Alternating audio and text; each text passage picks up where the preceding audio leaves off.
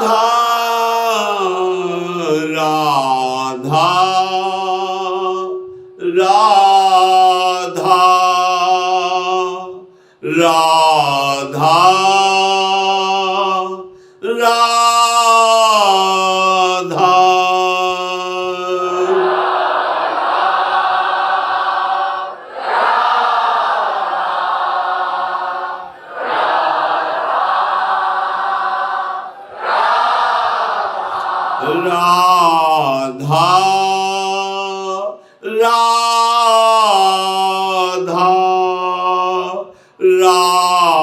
राधा राधा राधा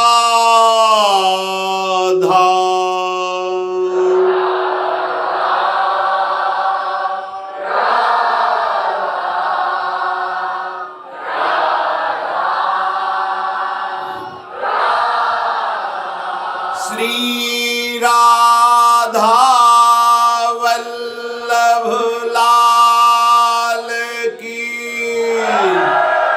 जय।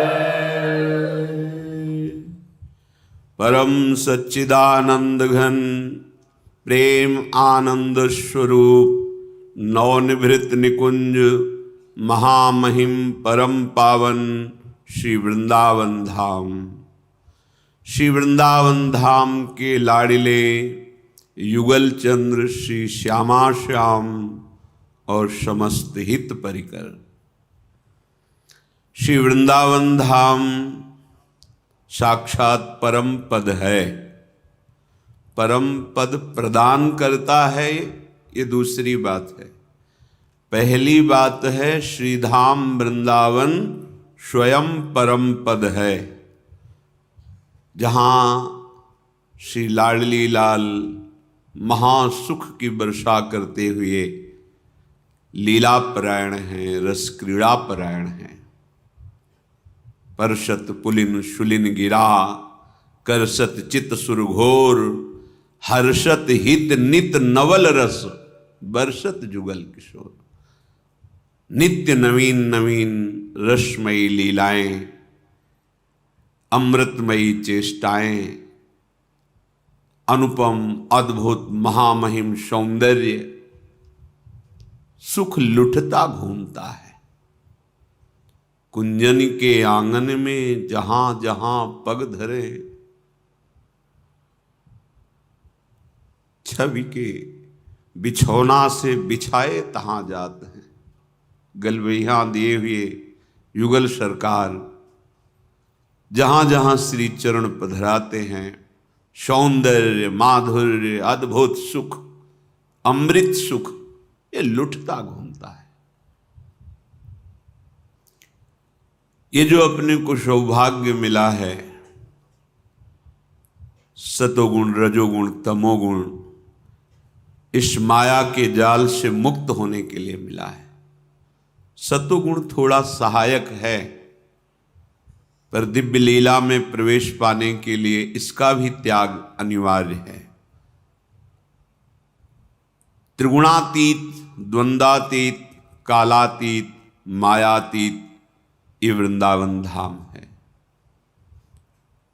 यहाँ आना रहना प्रिया प्रीतम के चरणारविंद की प्रेम की पिपासा जागृत कर देता है, जो बड़े बड़े साधनों से भी नहीं होती। श्यामा श्याम अपने लगने लगते हैं, इतने अपने लगने लगते हैं कि ये देह, ये प्राण, ये मन सब तिनके के समान हो जाता है। प्रेम में ऐसी सामर्थ्य है, मोक्ष सुख को भी सहज में ही त्याग देता है प्रेमी उपासक। उसके लिए कोई प्रयास नहीं करना पड़ता। समस्त सुखों का त्यागी स्थूल सूक्ष्म कारण देह से राग रहित हुआ मोक्ष पद का अधिकारी होता है। ऐसे मोक्ष पद को प्रेमी जन पाए पग पेलिरी। वेणु कानन कुणित श्रवण सुंदर सुनत मुक्ति सम सकल सुख पाए पग पेलिरी। कैसी शोभा है हमारे प्रिया प्रीतम की। हम जिस सुख की खोज कर रहे हैं वो यही है। इनके सिवा चाहे ब्रह्मलोक तक घूम आओ, तपस्या आदि के द्वारा तपलोक, महरलोक, जनलोक, सत्यलोक अर्थात ब्रह्मलोक, कहीं भी विश्राम नहीं मिलेगा। जो हृदय का आनंद समुद्र से परिपूर्ण हो जाना, ये केवल इन्हीं के चरणों से होता है। जो नित्य सुख है, जहां दुख का लेश नहीं, वो श्यामा श्याम है। ऐसा मन का विश्राम कि मोक्ष सुख के लिए भी मन चलायमान नहीं होता। पार्थिव भोगों की, प्राकृतिक भोगों की तो बात जाने दो। श्रीधाम वृंदावन नाम, रूप और लीला को अपनी गोद में लिए बैठा है।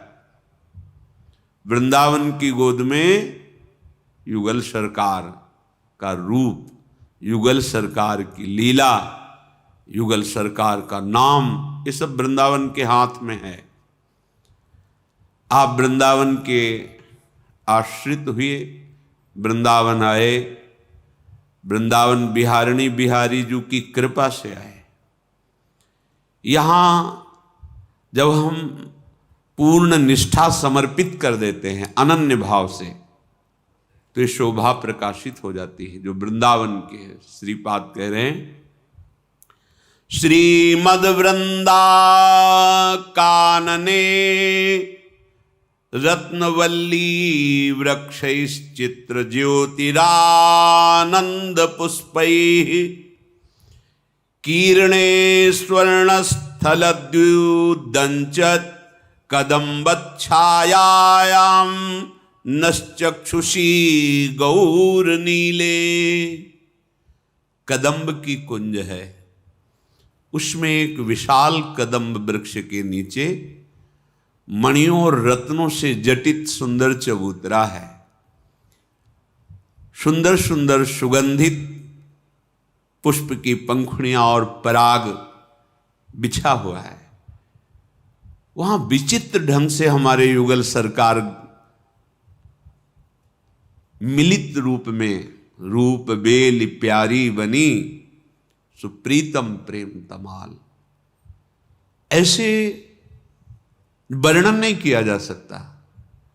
समझ में नहीं आता कौन श्यामा है, कौन श्याम है। ऐसे मिलित रूप से अद्भुत तेज प्रकाशित हो रहा है श्रीअंगों से। दिव्य सौरभ, शीतल मंद सुगंध वायु प्रवाहित हो रही। कदम्ब के पुष्पों की सौरभ छाई हुई है। प्यारी जो प्यारे जो एक दूसरे की तरफ प्रेम भरी दृष्टि से देख रहे हैं और सहचरियों का मंडलाकार खड़े होकर चकोर की भांति इनके रूप रस का पान कर रहे हैं। ऐसी अद्भुत अद्भुत कुंजें हैं जिनकी शोभा में उपमा में वैकुंठ भी नहीं आता, और लोक की हिमाएं। और लोको तो प्राकृतिक है, वैकुंठ तो भगवान का नित्य महामहिम धाम है, जहां परम वैष्णवजन भगवत कृपा से पार्षद रूप होकर प्रवेश पाते हैं। पर ये नवनिवृत्त निकुंज प्यारी जू का निज महल वृंदावन, यहां तो उन भगवत पार्षदों का भी प्रवेश नहीं। ये प्रेम धाम है, अद्भुत। कभी कभी जब कृपा से वृंदावन की थोड़ी सी ऐसे स्फुरित होती है, बस रोना ही आता है कि इतनी कृपा कैसे हो गई। कोई साधन, कोई गुण, कोई तपस्या, ये तो सब है ही नहीं। वृंदावन की कृपा के लिए ये सब नहीं है। बस परिणाम में ये समझ में आता है, मेरी लाडली जू स्वीकार कर लिए इसलिए ये है। बस क्यों स्वीकार किए इसका उत्तर नहीं। कोई गुण नहीं, कोई महिमा नहीं, कोई तप नहीं, कोई प्रियालाल को रिझा सके ऐसी बात नहीं। बस वो हेतु की कृपा से उन्होंने स्वीकार कर लिया। बड़ा दिव्य है वृंदावन। हमें वृंदावन मिल गया मतलब हमें कुछ नहीं चाहिए।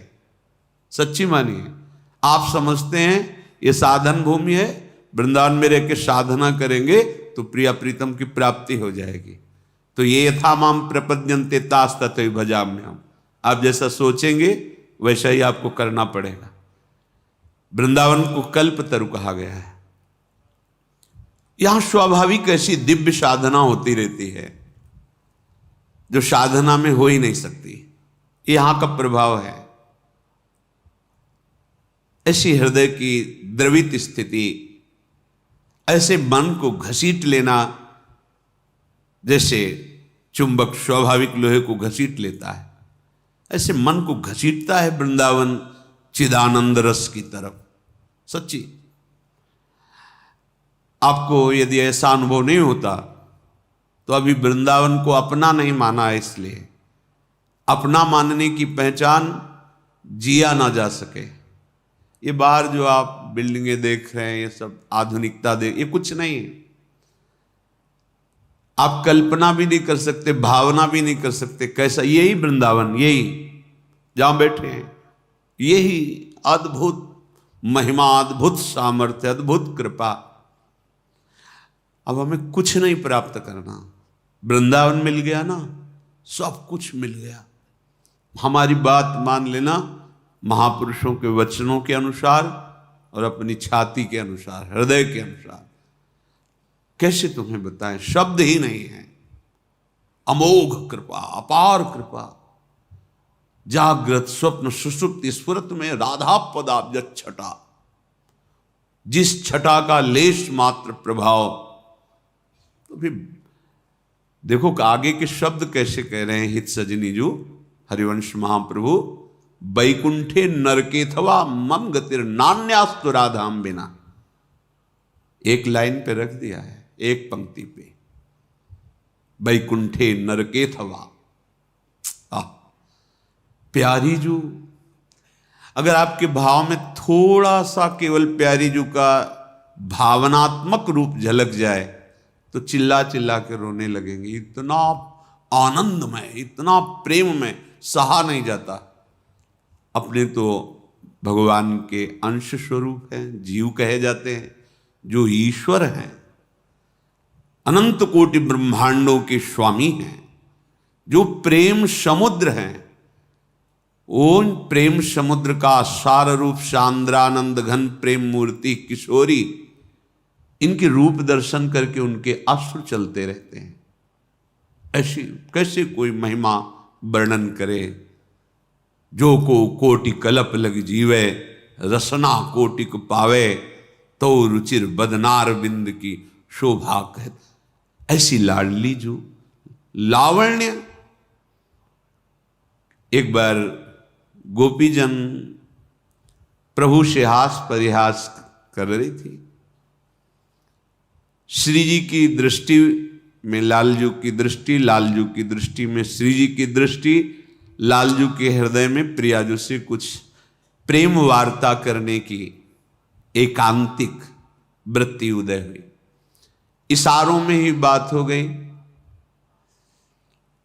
लाडली जू उस कुंज की तरफ चली।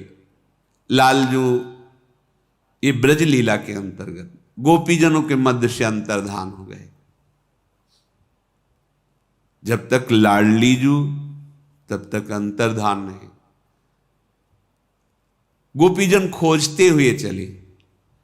संयोगवशात उसी कुंज में पहुंच गई जिस कुंज में प्रिया प्रीतम ने नेत्रों से संकेत किया था। लालजू अंतर्धान होकर पहुंचे थे।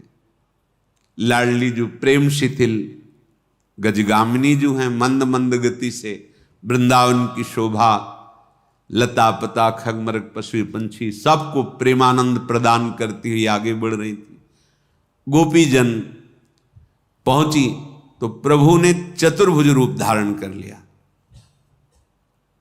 पूज्य भाई जी श्री हनुमान प्रसाद पोद्दार जी द्वारा लिखित।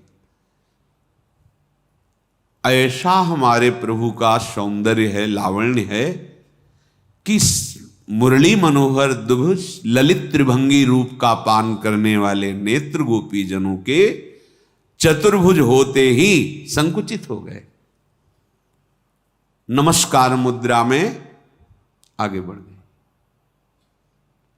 लुभायमान नहीं हुआ चित्त, प्रीतम ही बस दो भुजाएं बढ़ा ली नहीं। जब लाडली जी उस कुंज में श्री चरण पधराती है तो बहुत कोशिश की कि दो भुजाओं को रोक सकें, नहीं, अंतर्धान हो गई। ललित रंगी दुभुज मुरली मनोहर लावण्य सार, ऐसे प्रिया प्रीतम मिलित रूप कनक बेली श्री लाडली जू, श्याम तमाल श्री लाल जू, जैसे श्याम तमाल के समीप लिपटी हुई कनक बेली, अद्भुत कदम्ब सुगंध प्रेम रस में डुबो दे, प्रिया प्रीतम विराजमान, मानो दिव्य बिजलियों की कांति ही रूप धारण करके प्रकट हो। ऐसे सहचरियां रूप की राशि किशोरी जी की प्रतिबिंब रूपा आसपास मंडलाकार उनके रूप रस का पान कर रहे हैं। ये वृंदावन प्रदान करता है। अगर कोई कहे कि मुझे ये नहीं चाहिए, हमारे हृदय की तो मांग है कि हमें संपत्ति मिले, मृत्युलोक में ऐसा वैभव मिले जिससे हमारी जो क्षुद्र कामनाएं हैं फिर अब किसी के आगे हाथ न फैलाना पड़े। श्रीपाद कह रहे कुबेराणाम कोटिर हसति धन संपत्ति भी रहो तिरस्कुर्याद्वर्यानपि सुरगुरून् बुद्धि विभवैः अशोच्या स्त्री पुत्रादिभिर समईड्यो हरिरसाच्छुक प्रह्लाद्याद्यै रतिकृदि वृंदावन वने। यदि तुम्हें धन चाहिए तो सच्ची कहते हैं श्री वृंदावन को पकड़ लो। जैसे कई बार बताया है कि आश्रय पकड़ने का मतलब है अप्राण वृंदावन, जीवन वृंदावन, सर्वस्व वृंदावन। वृंदावन के सिवा हमारा कोई नहीं। ये वृंदावन कोई नगर नहीं है, कोई ग्राम देश नहीं है, चिदानंद भगवत स्वरूप है। जैसे प्रिया प्रीतम वैसे वृंदावन, किंचन मात्र भी अंतर नहीं। वृंदावन जैसा सिर्फ वृंदावन, प्रिया प्रीतम जैसे सिर्फ प्रिया प्रीतम। ऐसे आश्रय ले लो कि कहीं और जाने की इच्छा न हो। आप दूर देश में रहते हैं, बाहर कहीं रहते हैं, जब समय मिले भागो वृंदावन के लिए। हमारा घर है, हमारा प्राण है, हमारा जीवन, हमारा प्रीतम है। और आशा करो वृंदावन से कि मुझे संपत्ति चाहिए। यदि आपके अंदर ऐसी क्षुद्र आशा, इसे हम क्षुद्र आशा कहते हैं, तो कह रहे हैं कुबेराणाम कोटिर हसति धन संपत्ति भी रहो। बड़ा गूढ़ वचन है कि कुबेर की संपत्ति भी उपहास योग्य हो जाएगी, ऐसी आपको संपत्ति देगा वृंदावन।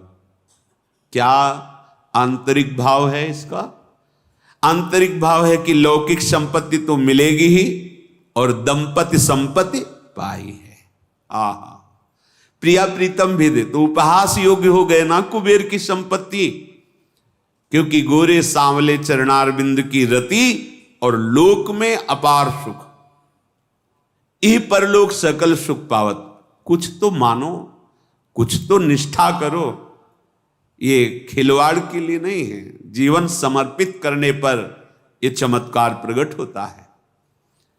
ये उन महापुरुषों के वचन हैं जिनके लिए भगवान कहते अपनो परण विसार भगत को पूरो परण निभाऊं, जाचक जाचू कहे तो बेचे ते बिक जाऊं। भगवान के वचन है।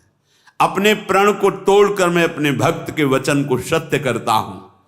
अगर भगत के लिए मुझे भीख मांगनी पड़े तो भी मैं अपनी प्रभुता विसार कर भीख मांगता हूं। गए बलि जी के यहां गए, मांगा जाके 3 पग भूमि। अगर वो चाहे तो मैं बिक सकता हूं उसके लिए। कितना प्यार! ये वो महाभागवत जन है जिनके अधीन प्रभु। वो कह रहे कुबेराणाम कोटिर हसत धन संपत्ति भी रहो, धर्म से चलो, वृंदावन का आश्रय लो, नाम जप करो, देखना ऐसी संपत्ति मिलेगी कि कुबेर की संपत्ति भी उपहास योग्य हो जाएगी, क्योंकि है तो वो प्राकृतिक ही ना। तो आपको प्राकृतिक संपत्ति भी मिलेगी और दंपति संपत्ति पाई है। वृंदावन प्रधान संपत्ति दंपति श्री श्यामा श्याम के चरणों को प्रदान कर देगा। अगर किसी को लगता है मैं बहुत पढ़ लिख करके इतना बुद्धिमान बनूं कि मृत्यु लोक में मेरी बुद्धि का सब लोहा माने, तिरस्कुर्याद्वर्यानपि सुरगुरून् बुद्धि विभवई। यदि आपने वृंदावन का दृढ़ भरोसा अनन्याश्रय ले लिया तो ऐसी बुद्धि प्रकाशित करेगा वृंदावन की देवगुरु बृहस्पति में भी वो बुद्धि नहीं।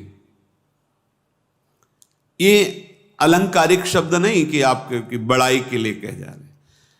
गुरु अपने शिष्य में संपूर्ण अपने हृदय का ज्ञान, वैराग्य और भक्ति स्थापित कर देता है, जो मन वचन कर्म से केवल गुरु के अधीन होता है।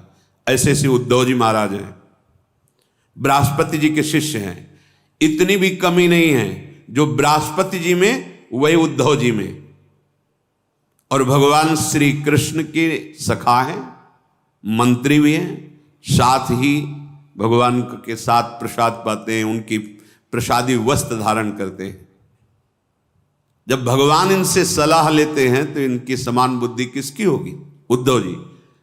और उद्धव जी जब यहां गोपीजनों से मिले तो उनकी बुद्धि काम नहीं करी। अगर आपको ये ना बताएं तो आपको लगेगा अलंकारिक बात कह रहे हैं। तिरस्कुर्याद्वर्यानपि सुरगुरून् बुद्धि विभवई, ये तो गोपी वृंदावन की बात है। नवनिवृत्त निकुंज वृंदावन का आश्रय, यहां की महारानी जी के चरणों की शरणागति। आपको बुद्धि भी चाहिए तो ऐसी बुद्धि मिलेगी जो बृहस्पति जी को भी नहीं प्राप्त है, देवगुरु बृहस्पति। फिर आप सोचेंगे ऐसा कैसे हो सकता है, बृहस्पति जी की बुद्धि? तो बृहस्पति जी आज तक ये नहीं जान पाए कि हमारी प्रियाजू के मन में क्या चल रहा है, नहीं जान पाए। खूब ग्रंथ पढ़ के देख लो। लेकिन वृंदावन रजोप सेवी उपासक मन मन की रुचि जान नेह विधि अनुसर है।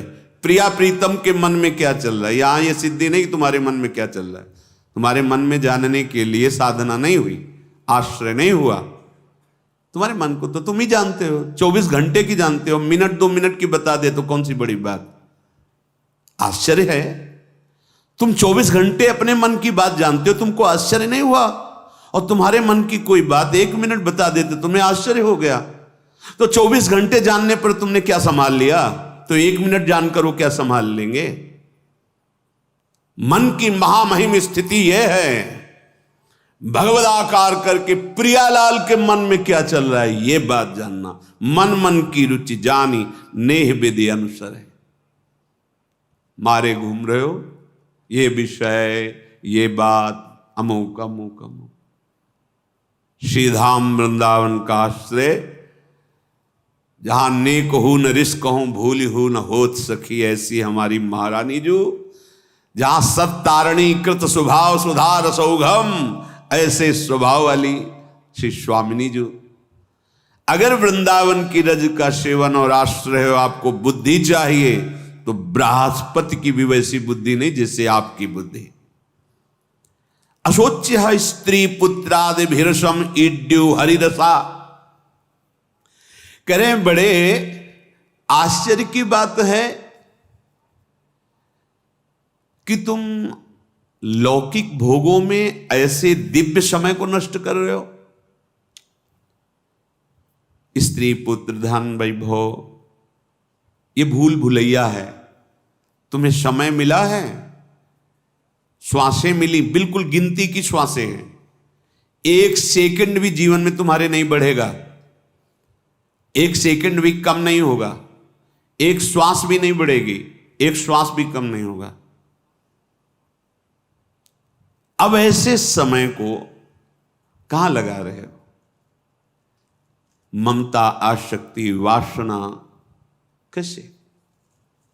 तुम्हें शोक नहीं होता कि तुम्हारे पास कोई सत्य वस्तु नहीं है? क्या सत्य वस्तु है? यहां जब जो कुछ भी देख रहे हो, सुन रहे हो, सोच रहे हो प्रभु से बिलग, वो सब माया है। माया माने जो है ही नहीं, केवल दिखाई दे रही। गोचर जहां लगु मन जाई, सो सब माया जानो भाई। प्रभु के सन्मुख होकर महासुख की प्राप्ति के लिए ये, यदि आपने श्री वृंदावन का आश्रय ले लिया तो तुम्हें अब अपने परिवार के लिए भी शोक करने की जरूरत नहीं है। वृंदावन तुम्हारे परिवार का भी पोषण करेगा, उनको परम गति प्रदान करेगा। अब तुम्हें शोक नहीं करना पड़ेगा। बिल्कुल अक्षरशः सत्य है। प्रणत कुटुंब पाल रघुराई, शरणागत के परिवार की जिम्मेवारी ले लेते। वैसे तो संपूर्ण ब्रह्मांडों का भरण पोषण करते हैं, पर उसका पक्षपात ले लेते हैं। उसको परम गति मिलती है, उसके परिवार को परम गति मिलती है। पूरी जिम्मेवारी भगवान ले लेते हैं। जो वृंदावन का आश्रय ले लेता है, वृंदावन का वास स्वीकार करता है, उसके हृदय में ऐसा रस जागृत होता है कि श्री सुखदेव और प्रहलाद जी आदि महाभागवत उस रस को देखकर उसको प्रणाम करते हैं। हरि रसाच्छुक प्रहलाद्यई रति कृदि ही वृंदावन बने। वृंदावन ऐसा रस प्रदान करता है कि श्री शुकाचार्य और प्रहलाद आदि ये महान कोटि के जो हैं, ये उसको प्रणाम करते हैं, क्योंकि प्यारी जी और प्यारे जी की ठसक में प्रेम रस में डूबा हुआ जो वृंदावन का रसिक उपासक है, उसको ये बड़े बड़े महाभागवत जन नमस्कार करते हैं। अगर तुम ये बात नहीं समझ पा रहे हो और तुम्हारा समय व्यर्थ जा रहा है तो सावधान हो जाओ। ये अनंत ब्रह्मांडों की रचना का किसी से सहयोग नहीं मांगा हमारे भगवान ने, और वहां कारीगर और सेवक नहीं लगे बनाने के लिए। पलक झपकते ही अनंत ब्रह्मांडों का सृजन हो गया। पलक ऐसे निमिष मात्र में अनंत ब्रह्मांडों का उन प्रभु की शरण की बात हम कह रहे हैं आपको। अगर उन प्रभु की शरण में हो तो तुम्हारी कितनी कामनाएं हैं, बहुत छोटी छोटी कामनाएं हैं। उन कामनाओं के भोग में तुम फंसकर उन प्रभु से विमुख हो गए हो, इसीलिए वो मांगने पर नहीं दे रहे कि अभी तो इतने में तुम्हारी हालत है, अगर मैं और माया फेंक दूंगा तो तुम तो और बह जाओगे। आओ हमारी गोद में बैठो, हमारे परमानंद भगवदानंद सुख को पाओ। इसीलिए हम ना जानने के कारण प्रभु को कोसने लगते हैं कि तुम्हारे पास क्या कमी है, अगर इतना दे देते तो हमारा काम बन जाता। काम तुम्हारा कुछ मिलने जुलने से नहीं होगा। जैसे अपने लोग सोचते हैं कि अगर ये ग्रह अनुकूल हो जाए तो हम सुखी हो जाएंगे। जितने ग्रह हैं नवग्रह, वो सब ठीक स्थान पर बैठे हों, सब अनुकूल हों, पर तुम प्रभु का आश्रय नहीं लिए और नाम जप नहीं कर रहे, तो परिणाम में तुम्हारा हाथ कुछ नहीं लगेगा, दुख विपत्ति शोक के सिवा। लिख लो। और सब ग्रह ऐसे अनिष्टकारी स्थान पर बैठे हैं कि तुम्हारा घोर अमंगल होगा कुंडली में, ज्योतिष शास्त्र के अनुसार। लेकिन तुम्हारा चित्त श्री कृष्ण चरणारविंद के चिंतन में है, तो ये बेचारे गरीब नवग्रह कुछ नहीं कर सकते, महामंगल होगा। अगर हमारे हृदय में ये बात बैठ जाए तो जो पे कृष्ण चरण मन अर्पित तो करी है का नवग्रह रंग। काहे को भटकते हो? एकमात्र श्री भगवान का आश्रय, धाम का आश्रय, नाम का रटन, ये घिघियाना बंद हो जाएगा तुम्हारा। ये जो हमारा स्वभाव मंगता हो गया है, हम लोग जहां देखो वहां मांग ही मांग, थोड़ा तो कभी बेमांग रहो। थोड़ा तो धैर्य रखो। मांगते मांगते जीवन व्यतीत होता जा रहा है। हम उनको मांगता समझते हैं जो 1 रुपया मांगते हैं। हम लौटकर अपनी तरफ देखें, कितने बड़े भिखारी हैं, कितना सब कुछ दे दिया, फिर भी मांग, फिर भी मांग। ये मांगना मिट जाएगा। एक ही दरबार है जहां मांगना मिटता है, वो श्री प्रियालाल के चरणारविंद, श्री हरि प्रिया के चरणों का आश्रय। जन्म जन्म की जो भूख है, जो हमारी तृष्णा है, ये शांत हो जाएगी। विश्वास कर लो, ये सत्य मार्ग है। इसमें इतनी भी मिलावट नहीं है। प्रभु से विमुख चाहे जो कुछ कर लो, कभी शांति नहीं। प्रभु के सन्मुख होते ही करोड़ों जन्म के बिना किसी साधन के पाप नष्ट हो जाते हैं। सन्मुख होए जीव मोहि जबहि, जन्म कोटि अघनाशो तबहि। प्रभु की शरण में होकर, धाम का आश्रय लेकर, जितना बने नाम जप करते हुए अपने समय को सार्थक करो। ऐसी वस्तु मिलेगी, नाच पड़ोगे, निहाल हो जाओ। देखो, जब कोई हृदय में भय नहीं, कोई चिंता नहीं, कोई आशा नहीं, कैसी स्थिति आनंद की होगी। और इनके चरणों का थोड़ा सा किनका प्रेम का आ गया, मस्त हो जाओगे। ये सब मायाकृत है, जादू का तमाशा है। ये पूरे जीवन को ऐसे ही बर्बाद कर देता है ये तमाशा। देखते रहो, देखते रहो, देखते रहो, अंत है ही नहीं। देखत देखत ऐसा देख, मिट गई दुविधा, रह गया एक। तब तो देखना सार्थक हुआ। क्या देख रहे? चलते हैं भगवान श्री राम के पावन चरित्र का कथन श्रवण करके, अपने हृदय के मल का नाश करके अपने आराध्य देव के चरणों की अनन्य प्रीति प्राप्त करें। श्री भगवान पंपा सरोवर की लताओं जो फूली हुई हैं, उनके नीचे बैठे हुए हैं। लखनलाल जी चरणों के समीप हैं। देवर्षि नारद जी आसीन हैं। पहला प्रश्न किया था, ब्याह क्यों नहीं करने दिया, उसका उत्तर श्री भगवान ने दिया, कल आपने श्रवण किया। आज फिर प्रश्न कर रहे हैं। पुनि सादर बोले मुनि नारद, सुनहु राम विज्ञान विशारद, संतन के लक्षण रघुबीरा, कहु नाथ भव भंजन भीरा। नारद जी ने श्री भगवान से कहा, एक और हमारे हृदय में सुनने की जिज्ञासा है। क्योंकि संतों को कोई जान सके यह संभव बात है।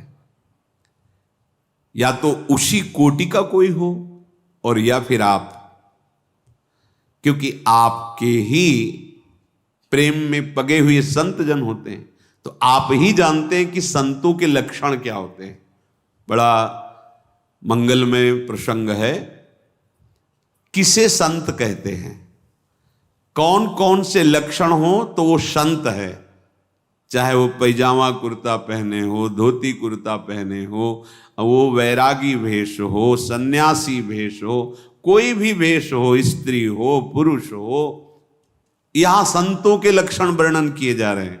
जिनमें ये लक्षण हैं वो संत है। चाहे स्त्री शरीर हो, चाहे पुरुष शरीर हो, चाहे कहीं भी देश विदेश कहीं का भी कोई, यहां जो वर्णन हो रहा है वो संतों के लक्षण का वर्णन हो रहा है। ऐसे लक्षण है तो वो संत है। जैसे श्री विभीषण जी से कहे, तुम सारीखे संत प्रिय मोरे। चरण प्रहार किया रावण ने, महादेव जी बोले, उमा संत कई है ही बड़ा, ये संत है विभीषण। दोनों बोल पड़े, हरि और हर दोनों बोले। हरि कह रहे हैं तुम सारीखे संत प्रिय, और हर कह रहे हैं उमा संत कहे यही बड़ा है। भगवान वर्णन कर रहे हैं। ये हमारे आदर्श गुरुजनों के लक्षण हैं। हमें इनको अपने जीवन में उतारना है भगवत प्रसाद स्वरूप। और जो उतर चुके हैं तो ये नहीं मानना कि ये मेरे लक्षण हैं, मेरे गुरुदेव मेरे प्रभु ने लक्षण मेरे हृदय में स्थापित किए हैं। सुनु मुनि संतन के गुण कहूं, जिनते मैं उनके बस रहूं। सबसे पहला, षट विकार जित अनघ अकामा, अचल अकिंचन सुचि सुख धामा। अमित बोध अनिहमित भोगी, सत्य सार कवि कोविद जोगी। सावधान मानद मदहीना, धीर धर्म गति परम प्रवीणा। हे देवर्षि नारद, सुनो, मैं उन संतों का वर्णन करता हूं जिनके इन गुणों ने मुझे अधीन कर रखा है। संतों के गुणों ने मुझे अधीन कर लिया है, जिनते मैं उनके बस आहूं। ऐसे उनमें सद्गुण होते हैं कि मुझे अपने अधीन कर लेते हैं। सबसे पहली बात कही भगवान ने, संत का लक्षण षट विकार जित। जो वाल्मीकि जी ने भगवान के निवास के समय कहाँ निवास करूं तो बताया था, काम क्रोध मदमान न मोहा, लोभ न क्षोभ राग नहीं द्रोहा। जिनके कपट दंभ नहीं माया, तिनके हृदय बसहु रघुराया। ये सबसे बड़ा संतों का दुश्मन काम है। काम, जब तक ये काम नष्ट नहीं होता तब तक आगे जो भागवतिक लक्षण हैं वो प्रकाशित नहीं होते। काम का तात्पर्य है कामनाएं, पर और सब जो कामनाएं हैं वो सब इस काम की शाखाएं हैं। मूल है जो वासना, मदांधता काम की। कोवा मदांधो मदना तुरोगा। अंधों में भी अंधा कौन? बोले जो काम से अंधा हो गया है, मदन काम से। बस पहला लक्षण है। अगर वैरागी विरक्त भेष भगवत मार्ग का पथिक जब तक भगवत साक्षात्कार ना हो जाए तब तक इस दुश्मन की चाल से बचना चाहिए। ये हमारे हृदय में ही आक्रमण करता है, कहीं बाहर से नहीं। और कोई ये नहीं है कि लिख पढ़ के आ रहा हो कि ये काम है, ऐसा नहीं। जो नाम जप करते रहते हैं उनके अंदर ऐसी बुद्धि जागृत हो जाती है कि पकड़ लेते हैं, आया काम, ये वृत्ति आई है, काम की वृत्ति, ये वेग आया है, बस राधा राधा राधा राधा एकांतिक वृत्ति के द्वारा उसका नाश कर दिया। सह गए, शमन कर लिया, धीरे धीरे कम होने लगा, धीरे धीरे स्फुरण, फिर स्फुरण का भी, फिर धीरे धीरे पूर्ण अंतःकरण निष्काम हो गया।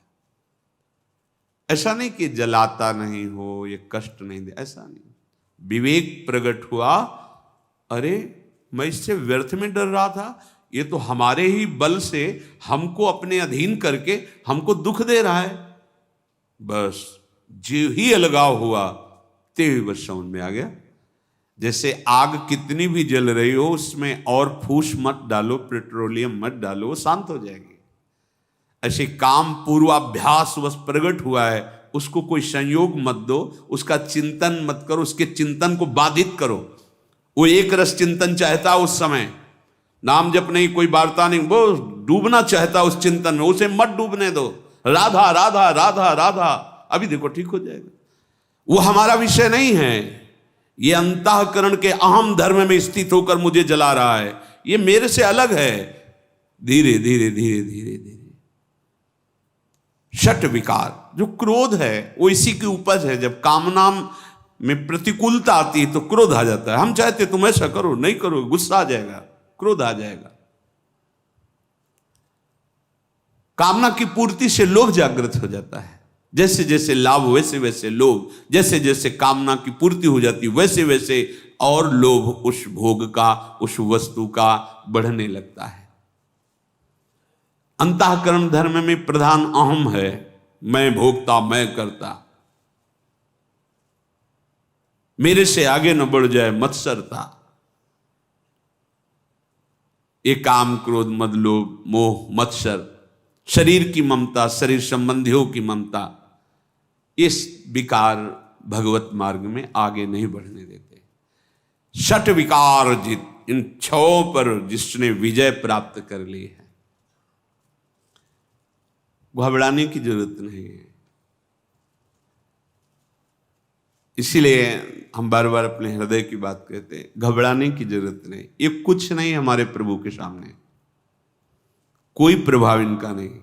जैसे भेड़िए का प्रभाव बच्चों पे पड़ता है, बड़ों से नहीं। वो बड़ों को तो देख के पूंछ दबा के भाग जाएगा। ऐसे अविवेक पे इसका प्रभाव होता है।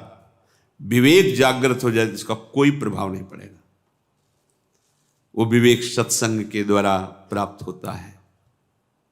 बिनु सत्संग विवेक ना हो। जब ये पता चलता है कि ये मन में विकार जागृत हुआ और मैं मन में तन्मय होकर ये स्वीकार करता हूं कि मेरे में काम आ गया, मेरे में क्रोध, तब हम परास्त हो जाते हैं। और जब मन में देखते हैं तब हम बच निकलते हैं और उसको परास्त कर देते हैं। पर ये बुद्धि की कला से नहीं आएगा, ये विवेक की कला। और ये विवेक भगवत प्रदत्त श्री हरिवंश विवेक परम, साक्षात भगवत स्वरूप वो विवेक होता है। नाम जापक, सत्संग करने वाला, भगवद आश्रित।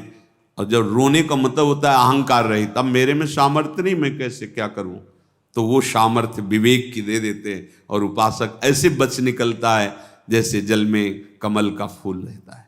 संसार में रहते हुए, विषय सामग्रियों के बीच में रहते हुए निर्लेप, निर्विकार, अपेक्षा रहित जीवन, वो अंतर का विषय होता है। विकार के जो संस्कार हैं, जब तक भगवत भाव में हृदय द्रवित नहीं होगा तब तक ये नष्ट नहीं होते। तो बाद में हाथ उठा के यही सबको कहना पड़ता है, हों हार्यो करी जतन विविध विधि, ये अतिशय प्रबल अजय तुलसीदास बस होई तबई जब प्रभु पेरक बरजें। प्रभु डांट दे, अब इधर मत देखना इसकी तरफ, निहाल हो गया। बस असरण शरण प्रभु की शरण में जाकर उनको जब हम पुकारते हैं, कामादि दोषों पर विजय प्राप्त करने के लिए भगवान की प्रार्थना, भगवान की शरण और भगवान की आज्ञा पालन, बहुत जल्दी लाभ मिलता है, बहुत जल्दी। क्योंकि विवेक के बिना नहीं बच सकते। विवेक होए विवेक तो मोह ब्रह्म भागा, तब सब विषय विलास विरागा। समस्त विषयों से वैराग्य विवेक के द्वारा होता है। संत का पहला लक्षण देख लो अपने हृदय में, ये 6 विकार नहीं होते जिनमें उन्हें कहते संत। तो फिर अपने अहम को भगवान के चरणों में समर्पित कर दो। क्योंकि देख लीजिए, काम, क्रोध, मद, लोभ, मोह, मत्सर, ईर्ष्या, द्वेष, इनकी कृपा से शांत होते हैं। आपकी सामर्थ्य के बाहर की बात है। इनकी कृपा में बिल्कुल बिल्कुल विश्वास करो, इन सब का कोई प्रभाव नहीं रह जाता। फिर अनघ, जो संत जन होते हैं उनसे कभी पाप कर्म नहीं होते ही नहीं। क्योंकि पाप कर्म इन्हीं विकारों से होते हैं। इसीलिए सबसे पहला षट विकार जितने पाप होते हैं वो काम से होते हैं, क्रोध से होते हैं, लोभ से होते हैं, मोह से होते हैं, अहंकार से होते हैं, ईर्ष्या मत्सरता से होते हैं। अच्छा, जब स्वसुख वांछा ही भगवान के चरणों में समर्पित हो गई तो पाप किस कर्म से होंगे? अनग होते, संत निष्पाप होते। संतों की बात क्या, जो उनको देख ले, स्पर्श हो जाए तो निष्पाप हो जाए। दरस परस अघनाश, अघनाश माने पाप का, जिनके दर्शन मात्र से पाप का नाश हो जाए।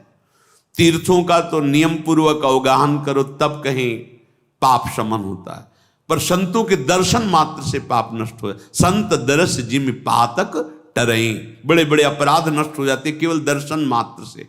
और कहीं संभाषण आदि करने का सौभाग्य मिल गया तो भजन के, उनके जीवन के भजन का छठा अंश उसको प्राप्त होता है, जो भागवतिक संभाषण, ऐसे नहीं प्रपंच की वार्ता, भागवतिक उनके पास बैठकर बोधयंता परस्परम, प्रभु की चर्चा, उनकी दृष्टि, उनकी वाणी निहाल कर देती है। अनग संत निष्पाप होते हैं। अगर पापाचरण थोड़ा भी कहीं है तो अभी बात नहीं, भगवान के वचन अनग। और अकामा, किसी भी पद की, लोक की कोई भी कामना नहीं रहती। यश कीर्ति प्रतिष्ठा कोई कामना नहीं रहती, वो हृदय का विषय होता है। वो कोई बोर्ड थोड़ी लगा के दिखाया जाता है, कोई कामना नहीं होती। श्री भगवान कह रहे हैं अचल, उनकी जो बुद्धि होती है वो अचल होती है, कभी भी किसी भी स्थिति में भगवान से चलायमान नहीं हो सकती। उनकी बुद्धि में एक अचल विश्वास बैठ गया है, भगवान के सिवा कोई नहीं, भगवान के सिवा कोई सुख नहीं, भगवान के सिवा कोई अपना नहीं, मेरे तो गिरधर गोपाल दूसरो न कोई, दृढ़ निश्चय। अचल, उनकी बुद्धि अचल होती है। ये जो बुद्धि अपनी दौड़ती रहती, चंचल, जो व्यवसायत्मिका व्यभिचारिणी बुद्धि, कभी इस विषय में, कभी इस विषय में, कभी इस विषय में नहीं, संतों की अचल बुद्धि होती है, एकमात्र अपने आराध्य देव प्रभु में। अकिंचन, प्रिया प्रीतम के सिवा उनकी कहीं भी महत्व बुद्धि, महत्व, सर्वत्यागी, सर्वत्यागी, न स्थूल न सूक्ष्म न कारण, न मृत्यु न स्वर्ग न ब्रह्मलोक, कुछ भी नहीं, एकमात्र वो प्रभु के नाम धन के, प्रभु के चरण धन के धनी होते हैं। यही है अकिंचन का। अगर अपनी तपस्या का बल है, साधना का बल, तो अकिंचन शब्द नहीं लगेगा। चक्रवर्ती सम्राट अम्बरीश जी तो परम अकिंचन प्रिय हरि के रे, वहां लग जाएगा अकिंचन शब्द। सम्राट है पर अकिंचन शब्द लग जाए, क्यों? श्री भगवान के सिवा उनका कोई नहीं। सावई मना कृष्ण पदार विंदयो, अपने आराध्य देव के सिवा कहीं भी महत्व नहीं, वही अकिंचन है। अगर लंगोटी कमंडल में भी महत्व है तो अभी नहीं। सम्राट है, प्रभु के सिवा कहीं महत्व नहीं, तो भगवान के परम प्रिय भक्त। तुम सारी के देखो, विभीषण जी आ रहे कहां से? लंकाधिपति रावण के राज्य में रहने वाले, महलों में रहने वाले, और सभा में उच्च आसन पर बैठने वाले, क्योंकि भ्राता भी है रावण के और मंत्री भी है, सलाहकार भी है। क्या वैभव नहीं है विभीषण जी के पास? लेकिन प्रभु के सिवा कुछ नहीं है, ये उन्होंने दिखा दिया अपने जीवन में। जब जा रहे लंका से तो प्रणाम करके जाए, आप कोई मुझे दोष मत देना, प्रभु की शरण में, प्रभु के सिवा। गोपीजन परिवार सब, लेकिन श्री कृष्ण के सिवा उनकी वृत्ति में ही कोई नहीं। मुरारी पादार्पित चित्त वृत्ति, ये अकिंचन। शुचि, वो भीतर और बाहर से पवित्र रहते हैं संत जन, भीतर और बाहर से। भीतर की अपवित्रता है विकार, काम आदि दोष, और बाहर की नाना प्रकार की जो नियम संयम के विरुद्ध आचरण, वो अपवित्रता है। तो जिसकी जिह्वा पे भगवान का नाम चलता रहता है, अपवित्र पवित्रो वा सर्वावस्थांगतोपि वह यह स्मरेत पुंडरीकाक्षम सवायाभ्यंतर शुचि, वो बाह्य और अभ्यंतर दोनों जगह से पावन हो जाता है। संत बाह्य और अभ्यंतर दोनों से पावन होते हैं, पवित्र होते हैं, शुचि। और सुख धामा, वो सुख के धाम, हो जाते हैं। क्या? अब अपना अस्तित्व समर्पित हो गया सुखधाम प्रभु में। तो जैसे भृंगी कीड़ा दूसरी जाति के कीड़े को लाकर अपनी बात सुनाते सुनाते उसे भृंगी बना देता है, ऐसे भगवान नाम कीर्तन, भगवत गुण, भगवत लीला सुनते सुनते वो भगवत स्वरूप हो जाता है, वो सुखधाम प्रभु हो जाता है। प्रभुमय हो, मन कृष्णमय, बुद्धि कृष्णमय, चित्त कृष्णमय, अहम कृष्णमय, अब वो सुखधामा, संत जन सुखधामा होते हैं, सुखधाम होते हैं। अमित बोध, असीम ज्ञान उनके हृदय में प्रकट होता है। एक पढ़ा लिखा ज्ञान होता है और एक भगवत प्रदत्त ज्ञान होता है। भगवत प्रदत्त ज्ञान से जड़ चेतन की ग्रंथि टूटती है, पढ़े लिखे ज्ञान से नहीं। भगवत प्रदत्त ज्ञान से जड़ चेतन ग्रंथि का भेदन होता है, अपने स्वरूप में स्थित होता है। असीम ज्ञान, अमित बोध और अनीह, उनके हृदय में कोई भी इच्छा नहीं रहती, लोक परलोक की कोई भी इच्छा नहीं। हमारा कल्याण हो जाए, प्रभु मिल जाए, संतों की बात, उनके हृदय में ये भी इच्छा नहीं होती, क्योंकि नाम रूप लीला धाम में इतने डूबे रहते हैं कि ऐसी स्थिति रहती कि प्रभु मिल जाए ये बात भी बहुत पीछे छूट गई। अब प्रभु के सिवा कुछ है ही नहीं उनके, उसी भाव दशा में महासुख में विचरण करते, इसलिए लौकिक पारलौकिक कोई इच्छा नहीं रहती। अर्थ न धर्म न काम रुचि गति न चाहो निर्वाण, कोई चाह नहीं। मित भोगी वो अल्पाहारी होते, मिताहारी थोड़ा भोजन पाने वाले, क्योंकि अधिक आहार तमोगुण प्रकट करता है, भजन में अरुचि पैदा करता है। भजन बढ़ाने के लिए भगवत मार्ग में है, वजन बढ़ाने के लिए तो नहीं ना। अगर ज्यादा भोजन पाओगे तो भजन घटेगा, वजन बढ़ेगा, वजन बढ़ेगा तो प्रमाद स्थिति बढ़ेगी। भोजन सरस तो भजन नीरस, भोजन नीरस भजन सरस। धड़कन के साथ जैसे धड़कन चल रही है, ऐसे मंत्र, ऐसे नाम, जो कुछ भगवत प्रसाद स्वरूप मिला वो भी अल्प रूप में।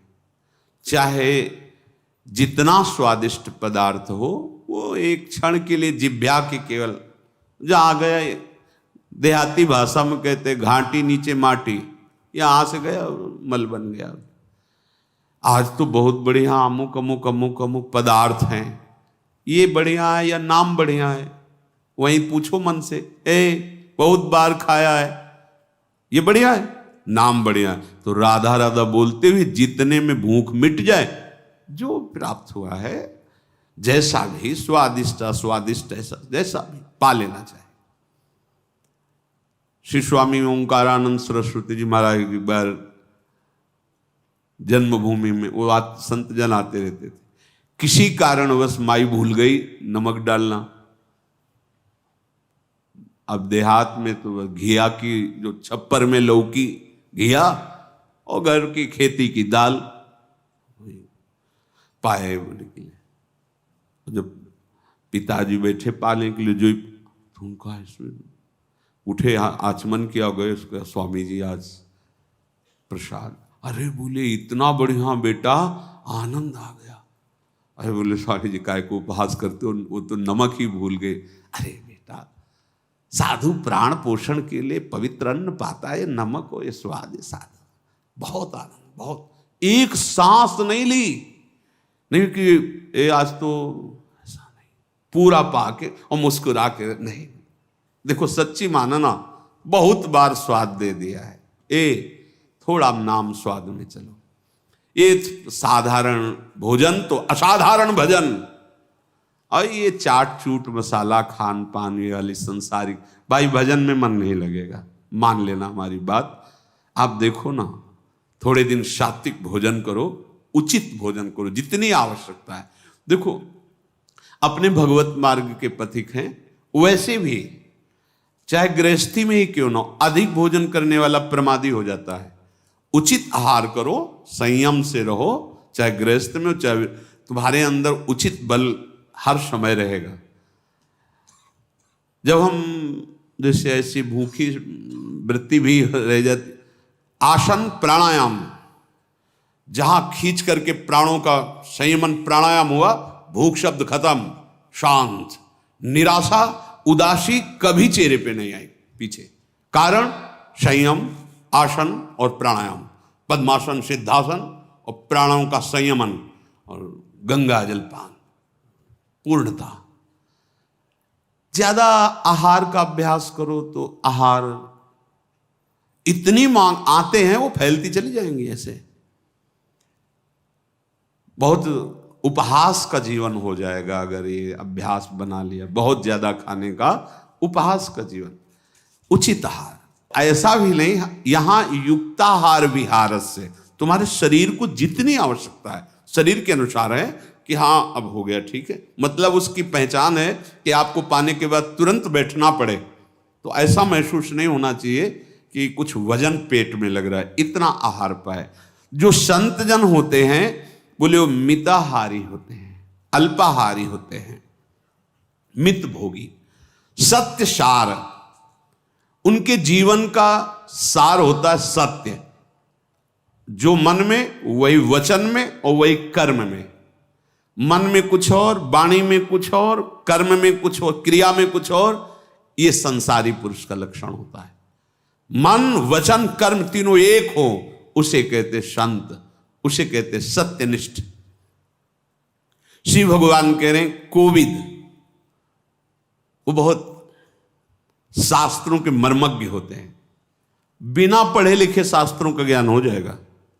आप गुरु प्रदत्त मंत्र और नाम जप कीजिए, बिना पढ़े लिखे आपको जो शास्त्रों में लिखा है वो सब नाम में पैक है।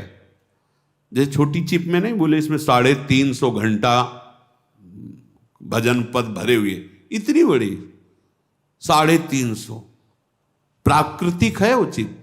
तो हमारे अंदर चिदानंद चिप है मन, करोड़ों जन्मों का उसमें सब भरा है, उसी को तो डिलीट करने में समय लगता है। भजन करते मार उलझन परेशानी वो सब भरा है, उसमें भगवदानंद भरना है।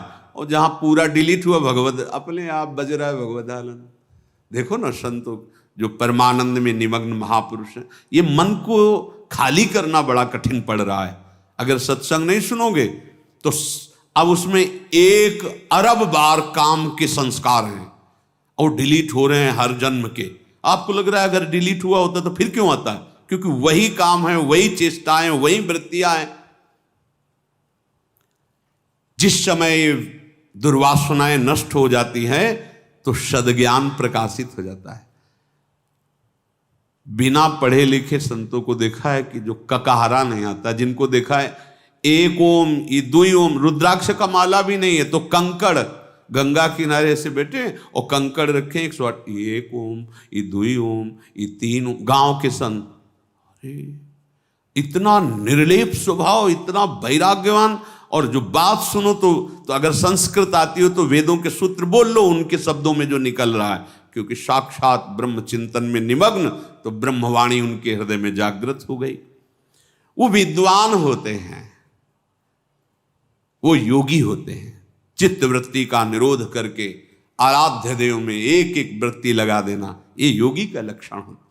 अमित बोध अनीह मित भोगी, सत्य सार कवि कोविद जोगी। सावधान मानद मदहीना, जो मेरे संत जन होते हैं वो सावधान होते हैं।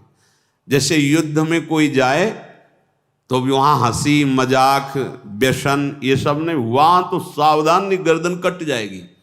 तो उनका तो युद्ध समय नियत है, हमारा जब तक शरीर में प्राण है तब तक युद्ध होना है। जब तक शरीर में प्राण है, शरीर छूटने का समय आया, अब विजय पद में स्थित हैं, नहीं तो जीते जी जब तक श्वास चल रही है कभी ऐसा ना सोच लो कि मुझे कोई परास्त नहीं कर सकता। नहीं, अपने लोग तो भजन साधन गुरु कृपा से संत मार्ग में चलना चाहते, जो अवतार हैं श्री देवर्षि नारद जी आदि, आजीवन सावधान। जैसे तुम भगवान के वैसे माया भी भगवान की बड़ी प्रचंड है, तो सावधान, भगवान कह रहे हैं सावधान मानद मदहीना, हर समय सावधान। कहीं कोई वृत्ति, कहीं कोई कुसंग, कहीं कुछ ऐसा तो नहीं हो रहा जो हमारे चित्त को भगवान से अलग कर दे, प्रभु से अलग कर दे। मानद, मान देने वाला स्वभाव संतों का होता है, मान स्वीकार करने वाला नहीं। सबहि मान प्रद आप अमानी। और मदहीना, किसी भी बात का अहंकार नहीं होता है, क्योंकि वो देखते हैं कि श्री भगवान के द्वारा हो रहा है, इसलिए उनमें अहम नहीं होता। जो अज्ञानी जी होता है वो अपने अहम से देखता है, लेकिन जो संत होते हैं वो देखते हैं कि भगवान का वैभव, भगवान की प्रदत्त ज्ञान, भगवान का प्रदत्त आकर्षण, जिससे सब आकर्षित हो रहे हैं। और वो धीर, बहुत ही सहनशील होते हैं। जो संत जन होते हैं बहुत सहनशील होते हैं। और धर्म गति परम प्रवीणा, वो धर्म की गति को जानने वाले होते हैं। ऐसा चिंतन, ऐसी चाल, ऐसा कर्म, उसका ये फल, ऐसा स्वयं ज्ञान हो जाता है। ऐसा वो पवित्र आचरण करने में बड़े निपुण होते हैं। गुनागार संसार दुख रहित विगत संदेह, तजि मम चरण सरोज प्रिय, तिन कहूं देह न गेह। गुणों के घर होते हैं संत जन, समस्त भागवतिक सद्गुण उनमें उतर आते हैं। देखो, जैसे हमारे हृदय में काम का चिंतन होता है, फिर देख लो उसकी चेष्टाएं कितनी निम्न कोटि की होंगी, क्योंकि उस समय वो कामात्म भाव में है, पूरा काम स्वरूप उसमें समाया हुआ है। तो काम की जितनी गंदगी उसके देखने में, बोलने में, छूने में सब होगी। क्रोध, क्रोध आ जाए तो देखना दृष्टि बदल जाएगी, भ्रकुट चढ़ जाएगी, वाणी में, चेष्टाओं में उसके।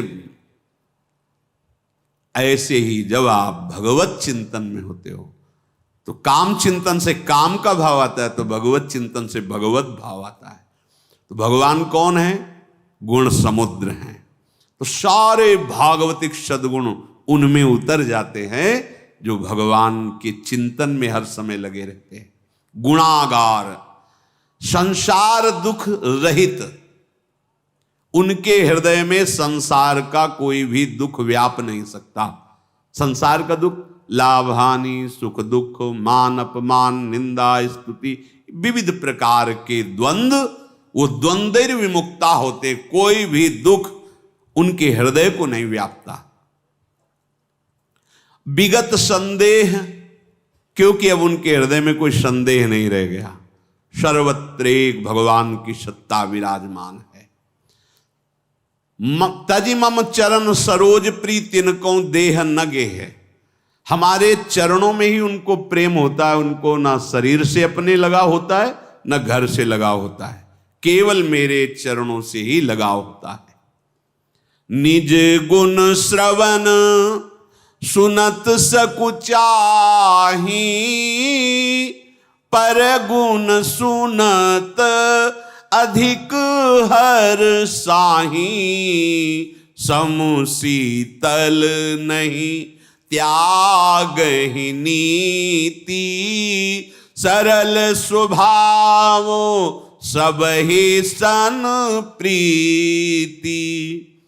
यदि कोई हमारे संतों के सामने उनकी बड़ाई करने लगे तो सकुच जाते, उनके हृदय में अच्छा नहीं लगता।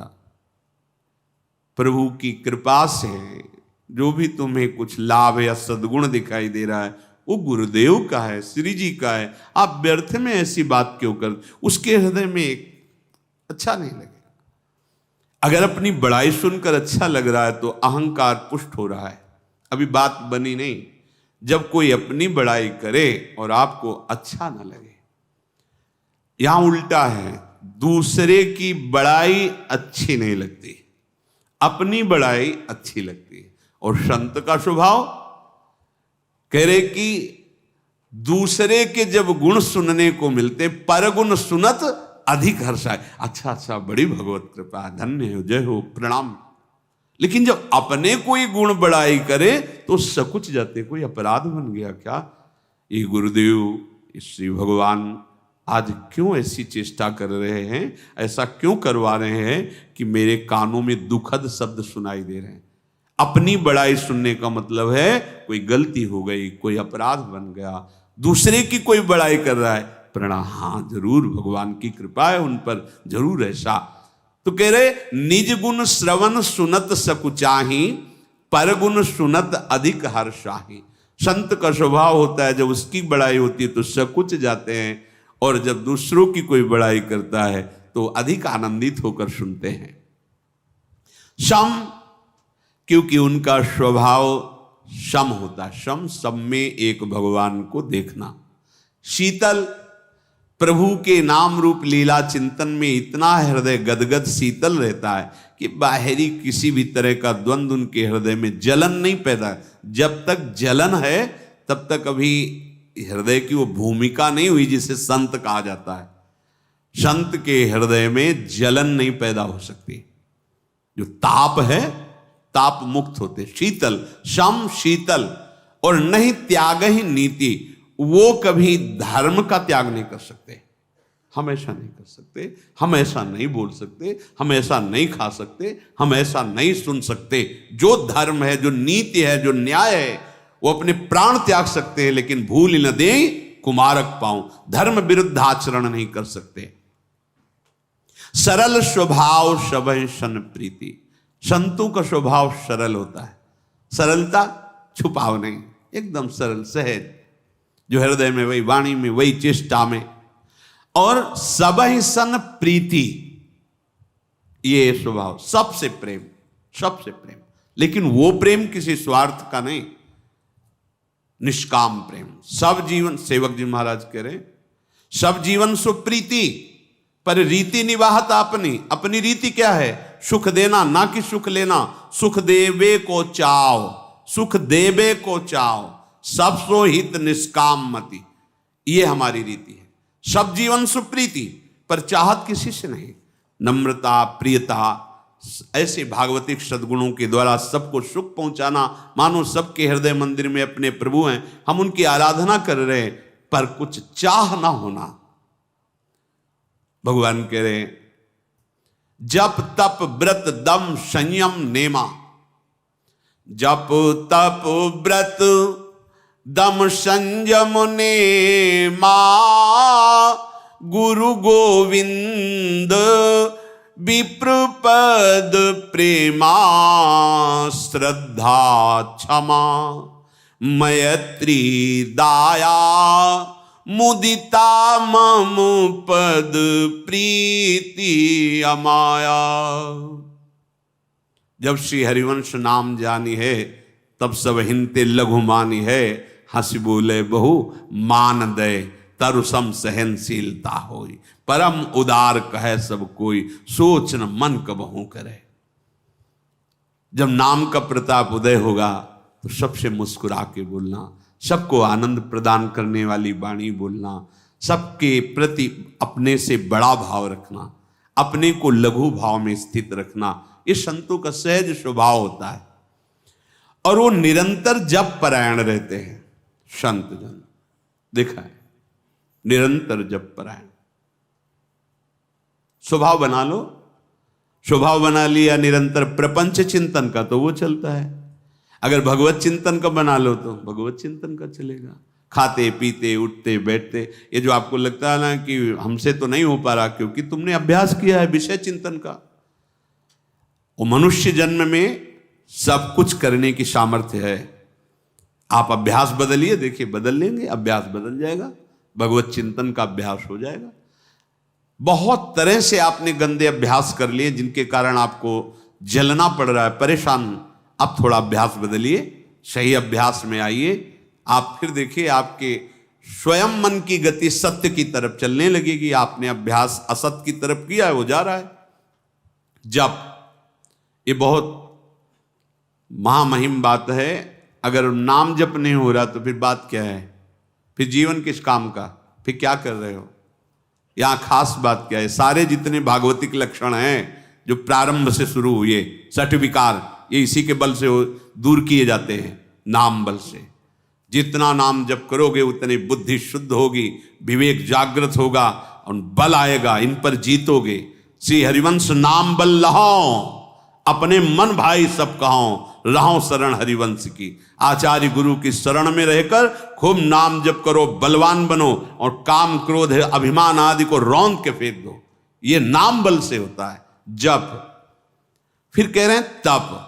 अपने सतमार्ग में चलने पर जो हमारे साथ प्रतिकूलता होती है, जो अंदर वेग आते हैं, उनको सहने में जो हमें कष्ट महसूस होता है, उसको आनंद पूर्वक सह जाएं, इसे तपस्या कहते हैं।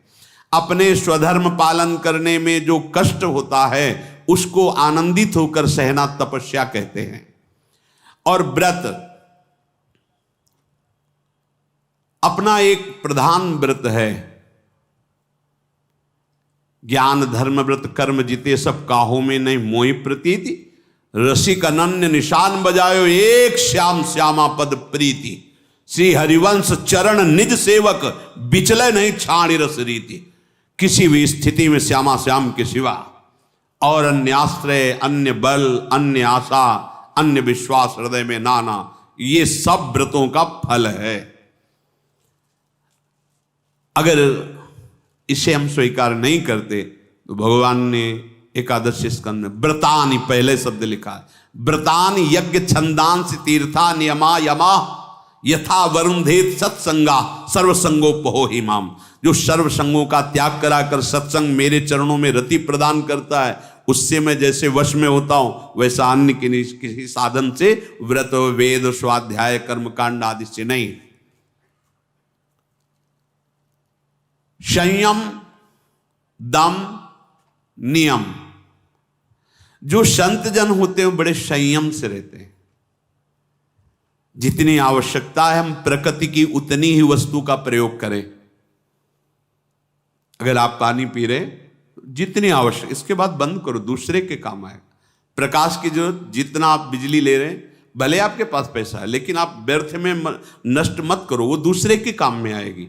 प्रकृति की वस्तु का उतना ही प्रयोग करना जितना अत्यंत आवश्यक है। व्यर्थ में, प्रमाद में प्रकृति की किसी भी वस्तु को आप नष्ट मत कीजिए।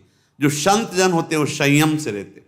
जितने से हमारा काम चल जाए उतना ही, ये सबको स्वभाव बनाना चाहिए। आप बाहर निकल रहे, आपका पंखा, आपका बिजली, ये नहीं कि मतलब हमारे पास पैसा है चल रहा है, नहीं, वो दूसरे के काम में आएगा। उतनी बिजली बचेगी, दूसरा उसको प्रयोग करेगा। हमें जितनी आवश्यकता है हम उतना जल प्रयोग, व्यर्थ में नहीं। प्राकृतिक किसी भी वस्तु का हम व्यर्थ में उसे नष्ट ना करें, वो चराचर जगत के लिए है, किसी और के प्रयोग में आएगी। संयम से रहना चाहिए। जो गुरुजनों ने नियम दिया है उसको तोड़ना कभी नहीं चाहिए। प्राणपन से निर्वाह करना चाहिए। जो नियम ले, ये नहीं कि हफ्ता 10 दिन चलाओ फिर छोड़ दिया, वो फिर साधक नहीं, तो विषयी साधक है। उत्तम साधक है जो नियम लिया, जब तक सिद्ध ना हो जाए, वस्तु प्राप्त ना हो जाए, तब तक नियम छोड़ने वाली बातें थोड़ी होती। नियम में रत हैं और गुरु और गोविंद इनके चरणों में अगाध प्रेम है। जो ब्रह्म ऋषियों के चरणों में, संतों के, भक्तों के, गुरुजनों के चरणों में भगवत भाव से प्रीति करता है, ये स्वाभाविक संतों में होता है। देखो परस्पर जब संत जन मिलते हैं, पहली बार मिल रहे हैं, पर ऐसा लग रहा है बहुत पूर्व के संबंधी, ऐसे खुल के मिलना, प्रेम में मिलना, निष्कपट मिलन होना। श्रद्धा, क्षमा, मैत्री, दया, अपार श्रद्धा होती संत के हृदय में। श्रद्धा ही तो संपत्ति है। भवानी शंकरो वंदे श्रद्धा विश्वास रूपिणो याभ्याम बिना न पश्यन्त सिद्धा स्वांता स्तमीश्वरम। बिना श्रद्धा के तो बात ही नहीं। तो संतों की ये पूंजी है श्रद्धा, इस पे कभी कमी नहीं आनी चाहिए। उनमें श्रद्धा होती है। और क्षमा, कोई कितना भी अपराध कर दे, सुधारने के लिए डांटना, ऐसा व्यवहार कठोर करना दिखाई दे सकता है, पर हृदय में उनके क्षमा रहती है। कभी किसी को मन वचन कर्म से भी किसी भी तरह की हानि हो, ऐसा संतों के हृदय में कभी संकल्प नहीं होता, कभी नहीं होता। हां, यदि आप अपराध पे अपराध करते जाएंगे तो उनकी तरफ से तो क्षमा है, पर उमा क्षमा साप होते भारी, अपने कर्म जाए अपकारी। वो तो क्षमा से सुरक्षित है, लेकिन आप नहीं। उधर क्षमा, वही क्षमा आपके लिए भारी दंड रूप धारण कर लेगी। जैसे बड़ा उपद्रव कर रहे थे सगर के पुत्र, भगवान कपिल देव जी ने कुछ कहा थोड़ी है, बस दृष्टि डाली, भस्म हो गए। संकल्प नहीं किया था, नहीं, वो तो देख कौन है इतने, उन्हीं के लिए तो गंगा जी का अवतरण श्री भागीरथ जी ने किया। क्षमा, कभी किसी के लिए दंड विधान न सोचे, क्योंकि उस सोचोगे हो तो तुम्हारा हृदय मलिन होगा। नहीं, हमको ये सोचना है कि मेरे भगवान इनमें विराजमान हैं, अगर इस कुछ ऐसा है तो मुझे सुधारने के लिए कर रहे हैं, निंदा कर रहे हैं या अपमान कर रहे हैं या पीट दिए या कुछ भी है, कोई भगवान का विधान होगा, मेरी समझ में तो नहीं आया, पर हम प्रणाम करते हैं भगवान का विधान ही। अगर हम कहीं ऐसा सोच गए कि तो तुम देखना चाहते हो भजन का क्या प्रताप होता है, फिर तुम अच्छा, तो अब दंड विधान, वो अपनी साधुता में कलंक है। क्षमा किसी भी स्थिति में नहीं, किसी को दंड देना स्वभाव नहीं होता, संतों का स्वभाव नहीं। अगर कहीं दंड देते देखा भी गया तो वरदान से भी श्रेष्ठ होता है। देखो ना, नलकुबर मणिग्रीव कैसी स्थिति में है, देवर्षि नारद जी को रोष आया, परम पावन जगत बंदनी गंगा में तुम ऐसे खड़े हो, ऐसे कुबेर के पुत्र होकर ऐसे, मतलब तुम्हारे को अहंकार हो गया, धन का गर्व हो गया है, अब इसे मिटाना चाहिए। चलो तुम्हारी औषधि करते, तुम्हारी दवा करते, जाओ वृक्ष योनि को प्राप्त हो। जैसे तुम वृक्ष की तरह जड़वत खड़े रहे। अप्सराओं ने तो तत्काल वस्त्र धारण करके प्रणाम मुद्रा में, लेकिन इनको इतने बेशुद्ध थे कि होश ही नहीं था, तो ऐसे दिगंबर नंग ऐसे खड़े, न प्रणाम न। वो जब शाप मिला दौड़कर चरणों में गिरे, अरे अब होश आ गया ना, औषधि गई तो दिमाग काम कर गया, महाराज क्षमा करो, मुझे क्षमा। तो बोले वृक्ष तो वनों पर नंदालय के, और जो बड़े बड़े योगियों के ध्यान में नहीं आते, उन प्रभु का तुम्हें स्पर्श प्राप्त हो। स्पर्श ही नहीं, दर्शन संभाषण सब प्राप्त हुआ। बोलो इसे हम गुस्सा कहेंगे? ऐसी गुस्सा तो रोज हो तो कृपा हो जाए। मुनिनकर क्रोधो मुक्तिदातार, जो बड़े बड़े वरदानों में सामर्थ्य नहीं, वो गुस्सा में हो गया। नंदनंदन ओखली जब बांधे गए यशोदा मैया ने, ये बहुत उपद्रव कर रहा है, थोड़ी देर के लिए इसको बांध देती हैं, तो जिसे वेद नेति नेति कहते हैं उसको बांध दिया। बड़ा प्रेम में बल है। प्रभु ओखली घसीटते हुए गए, दोनों वृक्षों के बीच में फंसाया, और अमित बलशाली, अभी घुटनों के बल ही चल रहे, जरा सा धक्का मारा, साक्षात प्रकट हो गए। ओ भगवान की स्तुति की, वरदान प्राप्त। ये नारद जी का गुस्सा है, ये तो वरदान से भी श्रेष्ठ है। मैत्री, मित्रता का स्वभाव होता है संतों का, सबको सुख पहुंचे। कैसे? अपनापन से। आप जैसे अपना मित्र एक ही दृष्टि में वो अपना है। जैसे आप लोग कुछ मित्र बनाते हैं, कुछ शत्रु बनाते हैं, लेकिन संतों के बनाने नहीं पड़ते।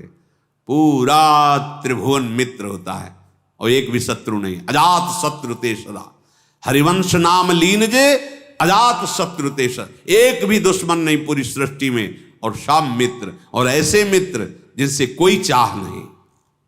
दया, सब पर दया का भाव संतों के हृदय में होता है। कैसे इनको सुख पहुंचे, पर बहुत संभल के। दया बिना साधु कसाई, दया करी तो आफत आई। संभल के बचाने वाले को बहुत सावधान रहना, डूबने वाले से भी अधिक, क्योंकि डूबने वाला तो डूब ही रहा है। वो बचने के लिए जे ही आप कोई प्रयास करेंगे, तो अगर असावधान रहे तो पहला झटका आप पे लगेगा, आप वहीं पहुंच जाएंगे जहां वो डूब रहा है। आपने कपड़ा दिया, और आप अपने को नहीं संभाल पाए तो वो तो बहुत ही व्याकुल है ना निकलने के लिए। जो ही ऐसे पकड़ेगा तो पूरा बल लगाएगा। अगर आप होश में नहीं तो जहां वो है वहीं पहुंच गए, और जब आप वहां पहुंच गए तो सांस लेने के लिए पहले तुम्हें नीचे डुबोएगा, ऊपर सांस लेगा। बिल्कुल ऐसे ही भव समुद्र का खेल है। दया बिना साधु कसाई, और दया करी तो आफत आई। संभल के अपने पंजे जमा के दूसरे को निकालना है। ऐसे नहीं मत वाले हो जाना कि उसके झटके में वहीं पहुंच गए और तुम भी डूब गए। ये निकालने के लिए सिद्ध पुरुष सामर्थ्यशाली, जिसने अपना पद ऐसा अंगद की तरह जमा दिया कि वो उखड़ नहीं सकता, चाहे काम क्रोध लोभ मोह मद मत्सर पूरी सभा आ जाए तो भी नहीं उखड़ेगा। नहीं तो दया बिना साधु कसाई, और दया करी तो आफत आई। संभल के दया। मुदिता, वो हर समय प्रसन्न रहते हैं क्योंकि भगवान का चिंतन होता रहता है। तो प्रसन्नात्मा, प्रसादे, भगवान के प्रसाद में मगन रहते हैं। सर्व दुखानाम हानिरस्योपजायते प्रसादे सर्व दुखानाम, समस्त दुखों का शमन हो जाता है। हर समय अखंड प्रसन्नता रहती। और मेरे चरणों में निष्काम निष्कपट प्रेम होता है संतों के हृदय में। विरति विवेक विनय विज्ञाना, बोध जथारत वेद पुराना। उनमें दृढ़ वैराग्य होता है, परम पवित्र विवेक होता है, वो बड़े विनयी होते हैं, उन्हें परमात्मा तत्व का विज्ञान अर्थात अनुभव होता है, और वेद पुराणों के यथार्थ भाव को जानते हैं।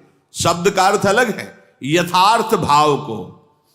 अभिमान रहित, मद रहित, भूल करके कभी वो कुमार्ग में पैर नहीं रखते। दंभ मान मद करहि न काऊ, भूली न देहि कुमार्ग पाऊं।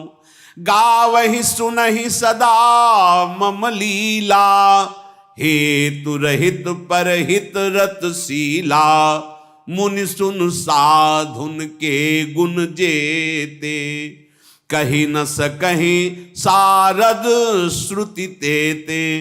मेरे संत जन सदैव मेरी लीलाओं का गायन करते हैं और सुनते रहते हैं। यही जीवन है।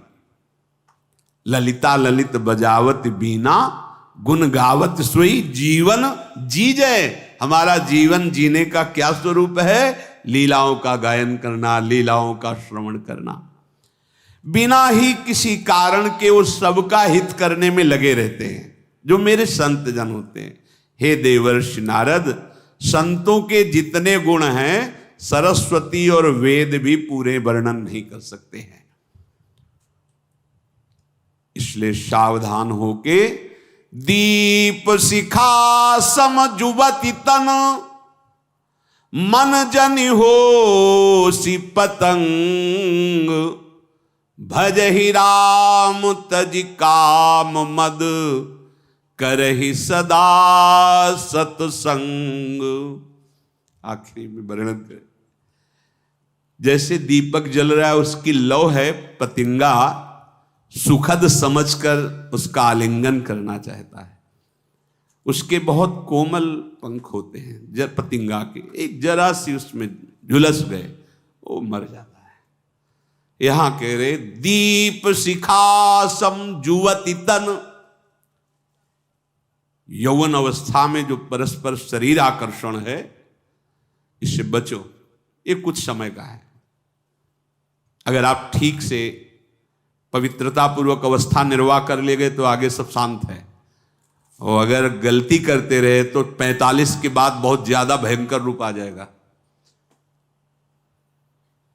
45 वर्ष की अवस्था के बाद इतना गंदा स्वरूप प्रकट होगा, निंदनीय। 45 तक शासन में ले लो अपने आप को।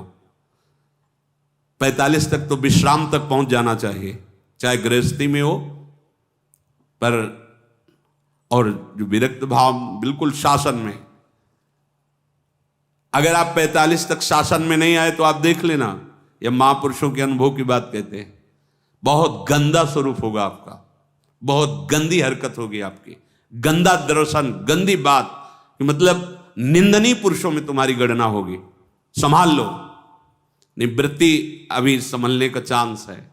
जिसे तुम समझते हो भोगने का समय, भोगने का नहीं है, ये युद्ध करने का समय है। इस पर जीत सकते हो, आगे फिर जीत नहीं पाओगे। दीप शिखा समजुवति तन, मन जन हो सी पतंग है मन। ये शरीर को देखकर आसक्त मत हो, नहीं तो जल जाएगा। धर्म पूर्वक विषय सेवन करो, वो औषधि का काम करेगा। अधर्म पूर्वक करोगे विष का काम करेगा, मर जाओगे। कैसे छोड़ पावे, बड़ा आकर्षण है। बोले भज ही राम तज काम मद। कामना और अहंकार को छोड़कर खूब भजन करो। कैसे भजन करें? तो कर ही सदा सत्संग। यदि तुम सदा सत्संग करो तो तुम काम और अहंकार से रहित होकर भगवान के भजन में लग जाओगे। और भजन करते हुए संसार में धर्मयुक्त विषयों का भोग करते हुए तुम भगवत प्राप्त हो जाओगे, परमानंद में मगन हो जाओगे। शेष चर्चा आगे। श्री राधा वल्लभ लाल की।